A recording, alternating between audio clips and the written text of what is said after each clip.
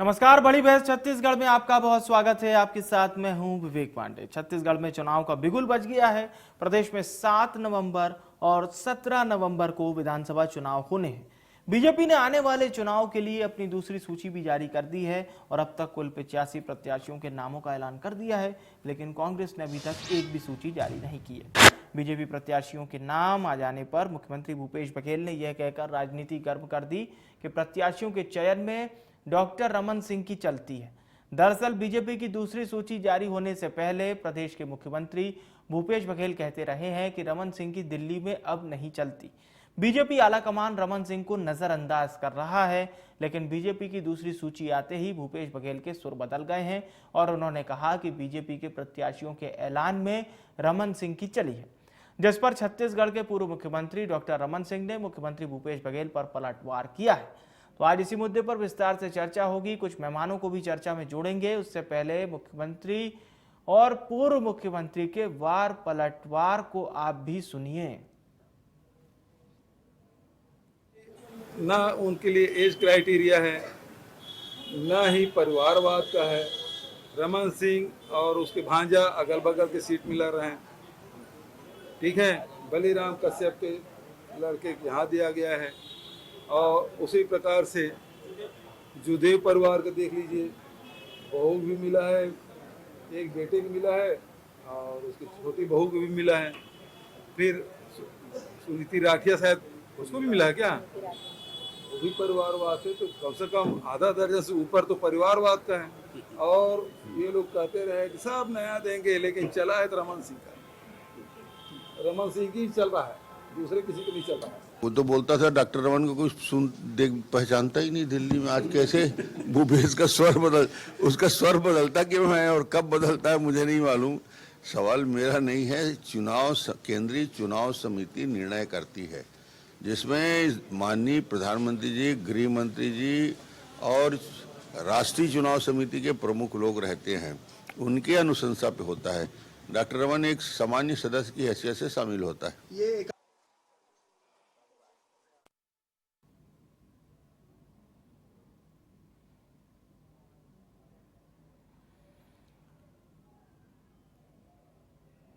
तो डॉक्टर रमन सिंह का कहना है कि भूपेश बघेल के अब सुर बदल गए हैं और मुख्यमंत्री भूपेश बघेल के बयान को लेकर रमन सिंह का ये कहना है कि वो पहले कुछ और बात करते थे और अब सीट सामने आने के बाद, यानी प्रत्याशियों के ऐलान के बाद, उनके बयान अब बदले बदले से नजर आने लगे।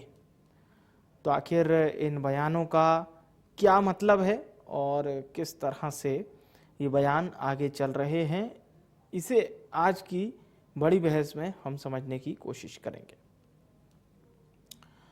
तो फिलहाल अगर हम बात करें दोनों नेताओं की, तो ये पहला मौका नहीं है जब दोनों नेताओं के बीच इस तरह से वार पलटवार की जंग सामने आई हो। इससे पहले भी दोनों नेताओं के बीच वार पलटवार की जंग को देखा जा चुका है और फिलहाल मुख्यमंत्री भूपेश बघेल के बयान और रमन सिंह, यानी कि पूर्व सीएम रमन सिंह के बयान को अगर आप सुने तो ये आपको पता भी चलेगा। तो लगातार इन दोनों के बयानों को लेकर वार पलटवार का दौर जारी है, वार पलटवार चल रहा है। क्या कुछ रमन सिंह ने कहा यह आपने सुना, भूपेश बघेल ने क्या कुछ कहा यह आपने सुना, और कांग्रेस बीजेपी के बीच फिलहाल इसे लेकर वार पलटवार जारी है।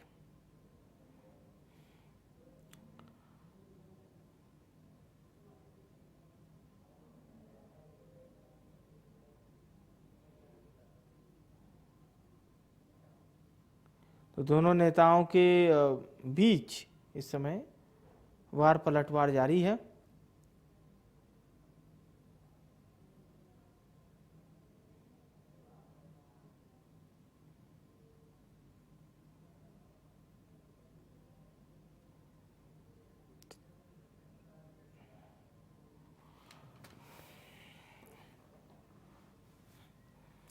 दो खास मेहमान इस समय हमारे साथ चर्चा में जुड़े हैं। शशि भगत जी हैं, प्रवक्ता हैं कांग्रेस के। बहुत स्वागत है शशि जी का। विमल चोपड़ा जी हमारे साथ जुड़ चुके हैं, भारतीय जनता पार्टी से पूर्व विधायक भी रह चुके हैं। बहुत स्वागत है विमल साहब आपका भी। और विमल जी, चर्चा की शुरुआत आपसे। रमन सिंह जी कह रहे हैं कि सीएम साहब ने जो पहले बयान दिया, अब उसी बयान को वो डिनाई कर रहे हैं, तो ऐसा आप लोगों को क्यों लग रहा है? उन्होंने अब की बार मतलब जो प्रत्याशियों का ऐलान हुआ है उसको लेकर ये कहा कि चली तो रमन सिंह जी की है, तो ये तो अच्छी बात है, एप्रिशिएट किया जा रहा है रमन सिंह जी को। जी विमल जी, देखिए, ऐसा है, भूपेश बघेल जी के बयान में कहीं गंभीरता नहीं रहती। तो एक प्रदेश के मुख्यमंत्री को किस प्रकार का बयान देना चाहिए, ये उनको हम्म हम्म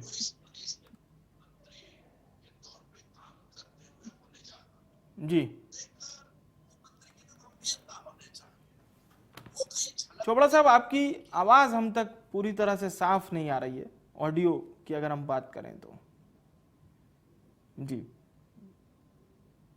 जी, अपनी बात रखिए विमल चोपड़ा जी।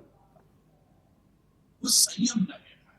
पहले ही उन्होंने कहा था कि डॉक्टर रमन सिंह जी के दिल्ली में कोई सुनता नहीं सुनता। चलिए ठीक है विमल चोपड़ा जी, हम आपके साथ चर्चा में एक बार फिर से जुड़ेंगे और शशि भगत जी से भी हम एक बार फिर से चर्चा में जुड़ेंगे। बहरहाल अभी हमारे दर्शकों को एक बार फिर से उस बयान के बारे में बता देते हैं।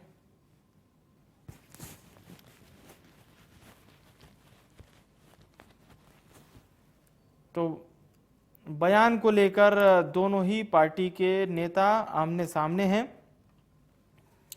एक और बयान है मुख्यमंत्री भूपेश बघेल का, दूसरी ओर पूर्व सीएम रमन सिंह का दिया हुआ बयान है। तो फिलहाल दोनों ही नेताओं के बयानों को लेकर चर्चा हो रही है, किस तरह से दोनों नेता अपने अपने बयानों को लेकर चर्चा में।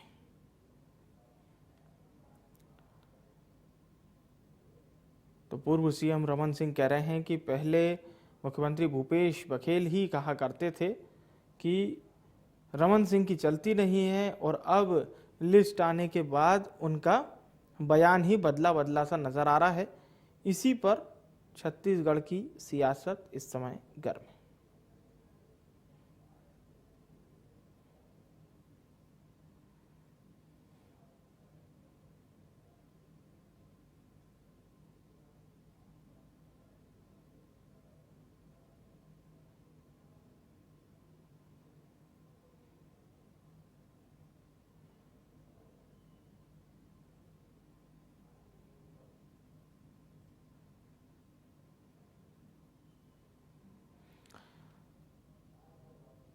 तो बीजेपी और कांग्रेस के बीच इसी को लेकर बयानबाजी का दौर जारी है।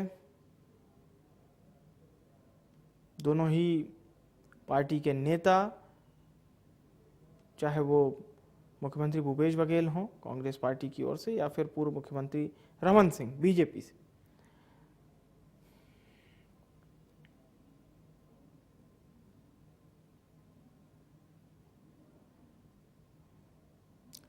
हालांकि ये समझने वाली बात होगी कि जनता इन दोनों ही नेताओं के बयानों को किस तरह से ले रही है।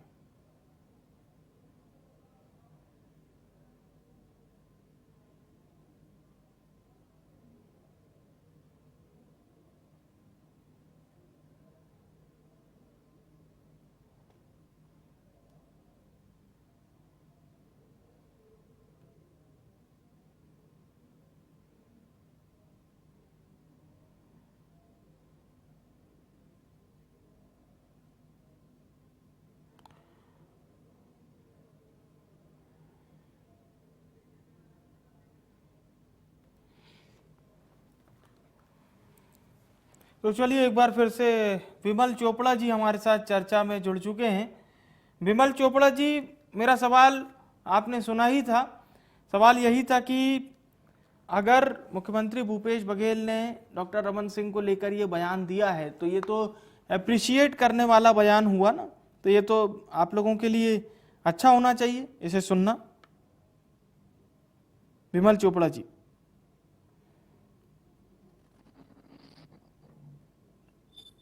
जी चोपड़ा साहब, ये आपसे सवाल है। जी एक जी जी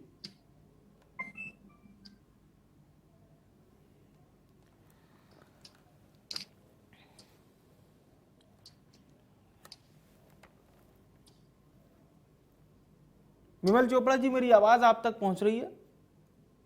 जी जी विमल जी, मेरा सवाल यही है कि भूपेश बघेल जी जी ने जो बयान दिया है, तो वो तो एक तरह से आप लोगों के लिए अच्छा ही बयान हुआ, उससे फिर दिक्कत क्या है?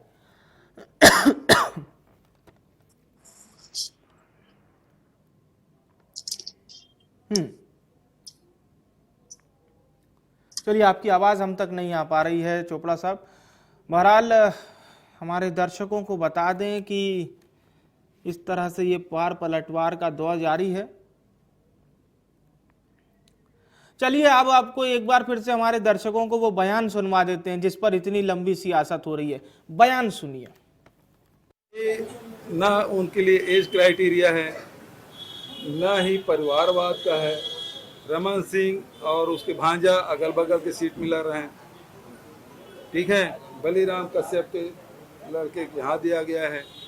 और उसी प्रकार से जुदेव परिवार का देख लीजिए, बहू भी मिला है, एक बेटे को मिला है और उसकी छोटी बहू को भी मिला है।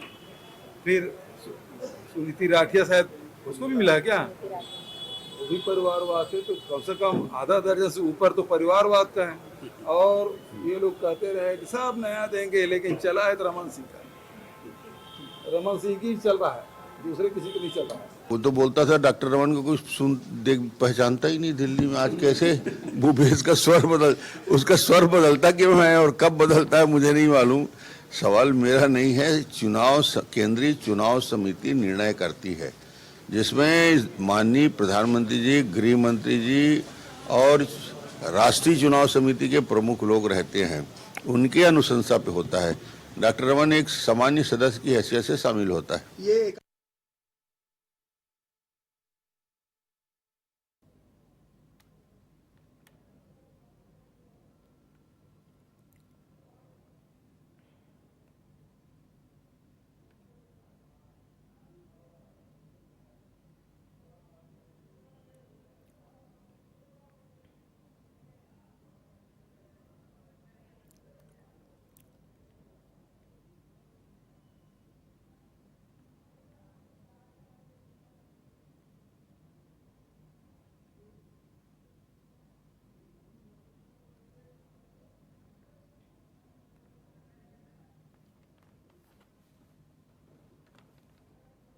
तो चलिए, एक बार फिर से दोनों ही मेहमान हमारे साथ चर्चा में जुड़ गए हैं और ये तो चलता रहता है, थोड़ा व्यवधान वाली बात है, टेक्निकल चीज़ है। शशि जी, बीजेपी चुटकी ले रही है सीएम साहब के बयान पर, और बीजेपी रमन सिंह जी कह रहे हैं कि पहले भूपेश बघेल जी कहते थे कि रमन सिंह जी की चलती नहीं है, अब लिस्ट आ गई तो फिर रमन सिंह जी का गुणगान हो रहा है। लगभग कुछ ऐसी ही बातें उन्होंने बोली है। जी सर। हाँ, है कि रमन सिंह साहब एक बुझे हुए कारतूस है, चाहे आप उसको जितनी चला लो, कमल पे मुहर नहीं लगना है। हाँ, ये बात तो तय है। और हाँ, उन्होंने इसलिए भी इस बात को कही है कि अब परिवारवाद का तोहमत लगाने वाले खासकर कारतूस देख लीजिए भारतीय जनता पार्टी की तरफ से। अपने भांजे को टिकट दिया उसने, जुदेव परिवार के 2 लोगों को टिकट दिया, और यहाँ तक कि फर्जी प्रमाण पत्र के लिए फर्जी एग्जाम लिखने वाले बलीराम कश्यप जी के पुत्र श्री केदार कश्यप जी को भी उनने टिकट दिया। जो झलिया मारी कांड, जो बच्चों का रेप हुआ था बच्चों का, वैसे लोगों को टिकट दिया। इसका असर यह है कि भारतीय जनता पार्टी के पास उम्मीदवारों का टोटा है। ये बात तो समझ में आ गया कि सांसदों और मंत्रियों को भी टिकट दे दी गई। मैं हमारे डिबेट करने वाले प्रवक्ता था कि भारतीय जनता पार्टी के, उससे पूछना चाहता हूँ, क्या सांसदों को और मंत्रियों को टिकट दिया, केंद्रीय मंत्रियों को, वन नेशन वन इलेक्शन, उसका नारा लगाने वाले क्या अभी चुनाव जीत जाएंगे तो क्या दोबारा इलेक्शन में जाना नहीं पड़ेगा? ये भारतीय जनता पार्टी की दोहरी नीति अब नहीं चलने वाली है। वन नेशन वन इलेक्शन, ये कहा जाएगा? ये क्या इलेक्शन नहीं कराएंगे? भारतीय संविधान के मूल ढांचे को क्या खराब कर देंगे? हम तो इन सबसे बड़ी बात ये कहते हैं कि आप कैंडी क्रश पे चलना चाहते हैं। इनके नेता क्या करते हैं विधानसभा के अंदर, ये बात कोई पूरा देश जानता है। तो सभी चीजों को समझने की जरूरत है। अब केवल और केवल परिवारवाद की बात नहीं है, बल्कि छत्तीसगढ़ के अंदर ये महंगाई के, बेरोजगारी के भारतीय जनता पार्टी के रहनुमा साथी कम बोलेंगे या अच्छा बोलेंगे? जनता को अच्छे दिन का इंतजार था जो आया नहीं। इसलिए भूपेश बघेल जी की सरकार के दरमियान अब की बार 75 पार का जो रेशो आया है, आपको टारगेट आया है, उसमें कामयाब होने जा रहे हैं। हमारी इच्छा आज भी है कि श्री साहु जी बात बोलते हैं बुलडोजर मॉडल चलेगा, ओम माथुर जी बात कहते हैं कि गुजरात मॉडल चलेगा नहीं। पहले ये लोग पैसे कर ले। चलिए पूछ लेता हूँ, विमल चोपड़ा जी हमारे साथ बने हुए हैं। जी चोपड़ा साहब, बीजेपी की सूची में डॉक्टर रमन सिंह जी की चली है, ये तो अच्छी बात है। 15 साल छत्तीसगढ़ के मुख्यमंत्री रहे, आपकी पार्टी के शीर्ष नेता हैं छत्तीसगढ़ के, तो ये तो एक उनके सम्मान में कही हुई बात है। नहीं, बिल्कुल सम्मान में कही हुई बात है। डॉक्टर रमन सिंह जी हमारे प्रदेश के वरिष्ठ नेता हैं, सर्वोच्च नेता हैं, इसमें कोई दो मत नहीं है। लेकिन भूपेश बघेल जी की मन स्थिति जो है वो डावाडोल होते रहती है। कभी वो कहते हैं कि रमन सिंह जी की दिल्ली में शक्ति नहीं है। प्लीज उनको भी सुनते हैं, प्लीज आता हूँ। जी। कभी वो ये कहते हैं कि रमन सिंह जी जो हैं उनकी चली है। तो ये किस प्रकार की बात जो है वो कर रहे हैं, ये समझ नहीं आता। और आप देखेंगे अपने भूपेश बघेल जी का इतिहास, तो झूठ पर झूठ बोलना उनकी आदत बन चुकी है कि किस प्रकार से हर समय अपने बयान को बदलते रहना, ये कोई उनके लिए नई बात नहीं है। और एक प्रदेश का मुखिया, आप मुख्यमंत्री हैं, 5 साल से मुख्यमंत्री हैं। चलिए नए नए होते आप 6 महीना 1 साल हुआ होता तो जबान फिसल गई, या आप थोड़ा नए मुख्यमंत्री अभी नहीं। अरे 5 साल आपको मुख्यमंत्री रहते हुए हो गया, लेकिन आप किस प्रकार की बातें करते हैं? आप मुख्यमंत्री के पद पे हैं और भारतीय जनता पार्टी पे आरोप लगाते हैं कि भारतीय जनता पार्टी ने 5 साल भ्रष्टाचार किया, 15 साल। अरे आपके पास इतनी बड़ी बड़ी एजेंसी है, क्यों नहीं जांच कराया आपने? क्यों नहीं उनको जेल में भेजा आपने? आप कहते हैं धान खरीदी पे झूठ बोलते हैं। धान खरीदी का पैसा जो समर्थन मूल्य का है वो केंद्र की सरकार देती है। शशि जी सुनिए, शशि जी मैं आ रहा हूँ आपके पास। विमल जी की बात पूरी हो जाने दीजिए, विमल जी की बात हो जाने दीजिए पूरी। ये कहेंगे कि धान हम खरीदते हैं। आप ये बताइए, धान किसान बेचने जाता है, समर्थन मूल्य का पैसा 3 दिन में उसके खाते में आ जाता है जो केंद्र सरकार देती है। और इनका राजीव गांधी न्याय योजना का पैसा 1 साल में आता है। क्यों भाई? यदि आपका दोनों पैसा है तो दोनों पैसा आप एक साथ क्यों नहीं दे देते? जी अहम बात आपने कही है। शशि जी बोलिए, क्या कहना चाह रहे थे आप? जी बोलिए। श्री भूपेश बघेल जी का जो धान खरीदी होता है छत्तीसगढ़ सरकार का, तो छत्तीसगढ़ सरकार लोन लेके करती है। श्री विमल चोपड़ा जी, आपसे मैं निवेदन करता हूँ, भारतीय जनता पार्टी के आप एक बहुत अच्छे प्रवक्ता है, लेकिन आपको जानकारी होना चाहिए कि धान खरीदी कहाँ होती है। धान खरीदी होती है छत्तीसगढ़ की सरकार कर्जा लेती है, तब धान की खरीदी होती है। रुपया एक केंद्र सरकार नहीं देती है। और धान का जब चावल बन जाता है तब सरकार, केंद्र सरकार के खेत में जमा करते हैं। वो भी आपने मना कर दिया है, कितना चावल हम नहीं देंगे, लेंगे एग्रीमेंट के बाद भी। तो ये क्या है? जरा आप धान खरीदी का प्रोसेस को जानिए, कृपा करके किसानों का हित सोचिए। भारतीय जनता पार्टी के लोग, कोई भी एमपी और एमएलए आज तक नहीं बोला कि धान खरीदिए। विमल जी को शशि जी की आवाज नहीं मिल पा रही है, थोड़ा इसको जरा ठीक कर लिया जाए।